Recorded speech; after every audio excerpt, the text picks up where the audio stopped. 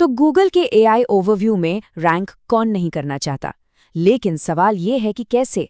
आज हम इसी रहस्य से पर्दा उठाने वाले हैं कि कैसे अपनी वेबसाइट को एआई जेनरेटेड सर्च रिजल्ट्स में एकदम टॉप पर लाया जाए। तो चलिए बिना देर किए सीधे मुद्दे पर आते हैं।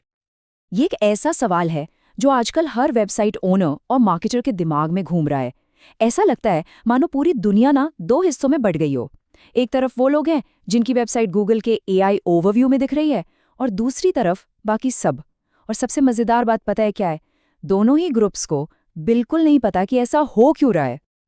मतलब जो लोग रैंक कर रहे हैं वो दोबारा वही चीज नहीं कर पा रहे हैं, और जो नहीं कर रहे हैं उन्हें समझ ही नहीं आ रहा कि आखिर गड़बड़ कहाँ है। एक बात तो साफ है कि जो पुराने एसईओ के नियम कानून थे वो यहाँ पूरी तरह से लागू नहीं हो रहे हैं। हमें एक बिल्कुल नए नजरिए की, एक नए अप्रोच की जरूरत है।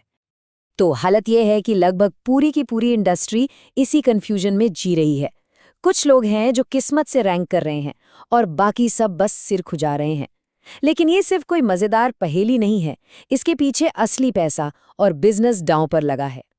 अब कुछ लोग सोच रहे होंगे, अरे अभी एआई ओवरव्यू इस्तेमाल ही कितने लोग कर रहे हैं? और ये सवाल बिल्कुल जायज़ है। लेकिन बात यह है कि जो लोग आज इसके लिए अपनी साइट को तैयार कर रहे हैं वही कल के विजेता होंगे। जब तक ये टेक्नोलॉजी मेनस्ट्रीम बनेगी वो लोग पहले से ही टॉप पर अपनी जगह बना चुके होंगे। और ये रही असली वजह कि इस पर अभी ध्यान देना क्यों इतना जरूरी है। गूगल के एआई ओवरव्यू से आने वाले विजिटर्स के ग्राहक बनने की संभावना 4 गुना ज्यादा होती है। जी हाँ, बिल्कुल सही सुना, 4 गुना। जरा सोचिए इसके बारे में। कोई इंसान एआई से अपनी प्रॉब्लम का हल पूछता है।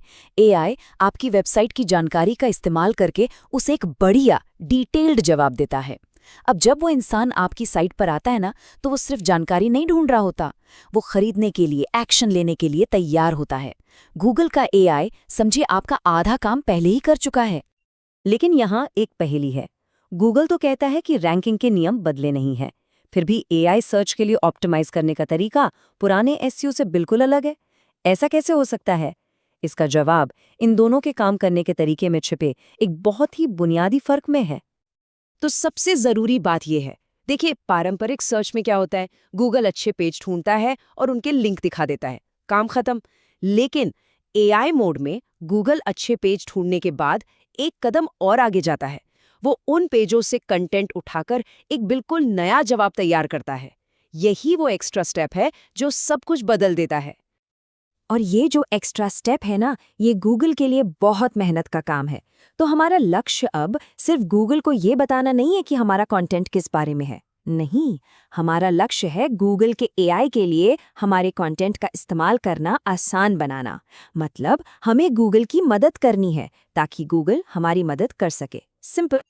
तो इस काम को करने के लिए हमें एक दो तरफा रणनीति अपनानी होगी। हमें अपने ऑप्टिमाइजेशन को 2 हिस्सों में बांटना होगा। पहला हिस्सा है ब्रांड ऑप्टिमाइजेशन और दूसरा है कंटेंट ऑप्टिमाइजेशन। चलिए सबसे पहले ब्रांड ऑप्टिमाइजेशन की बात करते हैं।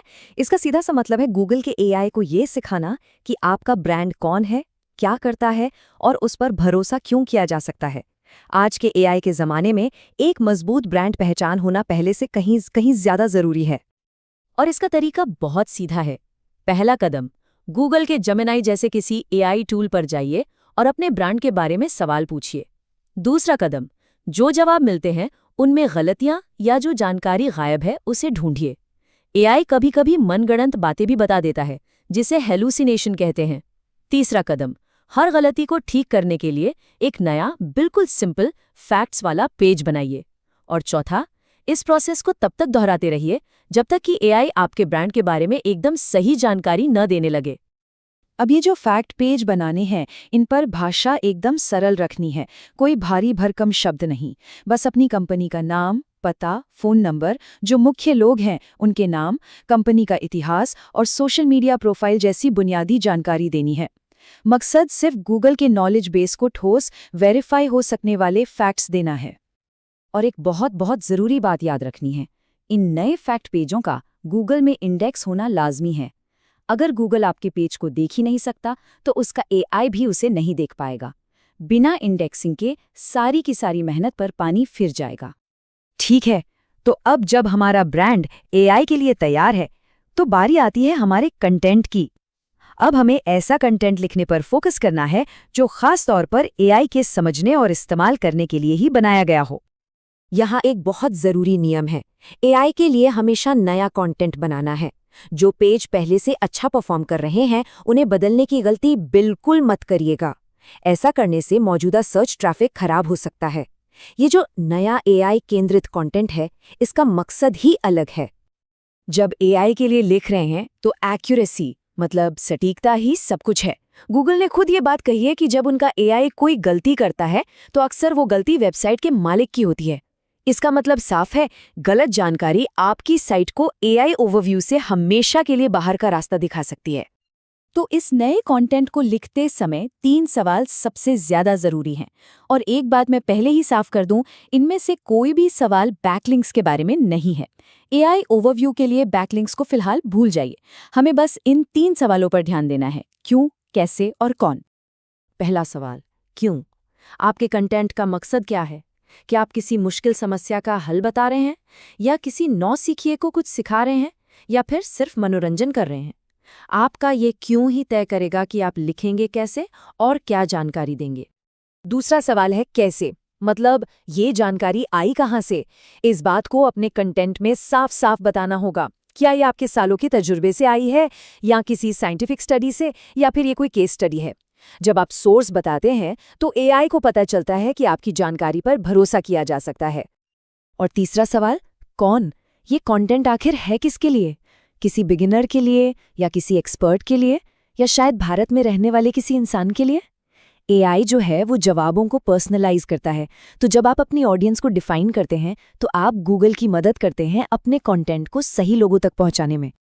आखिर में सारी बात बस इस एक सवाल पर आके टिक जाती है, क्या आपका कंटेंट तथ्यों का एक साफ सुथरा सोर्स है, या फिर एआई के रास्ते का रोड़ा है? हमारा लक्ष्य गूगल के एआई के काम को आसान बनाना है, मुश्किल नहीं। उसे बिल्कुल स्पष्ट, सटीक और अच्छे सोर्स वाला कंटेंट देकर हम अपनी वेबसाइट को फैक्ट्स का एक भरोसेमंद सोर्स बना सकते हैं। और ऐसा करने से एआई ओवरव्यू में फीचर होने के चांस बहुत ज़्यादा बढ़ जाते हैं।